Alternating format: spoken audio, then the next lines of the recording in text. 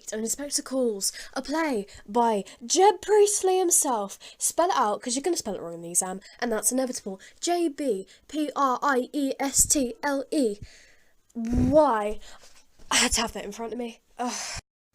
Right, a little bit shorter than Macbeth. It's 3 acts, and that's more ideal, to be fair. But it's a pretty good play. It's a pretty good play. Act 1.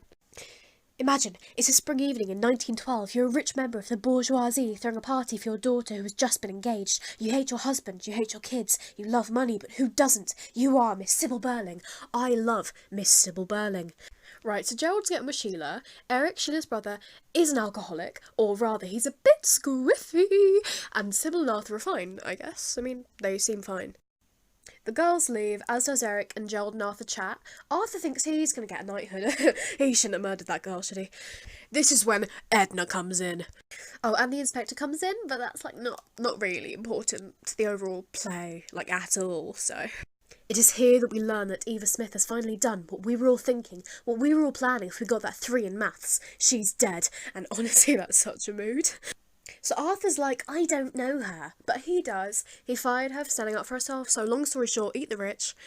Sheila comes back in. What a G.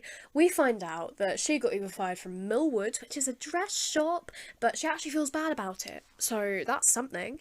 And then the inspector says, Daisy Renton, and G-Dog is shook. And that's when Sheila pulls up the Jeremy Kyle application before remembering that it's tragically off air. I apologise for that one, that was very distasteful. Basically, G's a big cheating liar, but he wants to hide from the inspector, and Sheila can't be doing with that. Act 2. Gourley interrogates Gerald, and it turns out that Gerald did have good intentions to start with, but God, poor girls are just too attractive, apparently. And then Gerald leaves. He just leaves. My girl Sybil is then questioned, and she refused Eva charity because she, Eva, lied and slandered the Burling name right in front of her, Sybil Burling's face. Hear me out, right? Sybil did nothing wrong. Like, she was just doing her job, you know, and they can't help everyone, and that's fair enough, you know, like, we love Sybil. We just love her. And that's all. Act 3. So the gist is that Eva had enough of her misfortune and had decided to become an e-girl. Eric likes e-girls. And Eric's a drunken mess, but at least he feels bad that his kid's dead. Socialism is good, the inspector says. Eat the rich, the inspector says. Plot twist, the inspector wasn't real. Plot twist, Eva's still dead, and they can never ever take what they said and done back. Regret, guilt, the house explodes. I'm joking, by the way, but that happened in the stage version that my class saw, and it was so odd.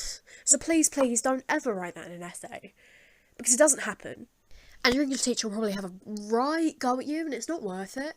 It's just not worth it.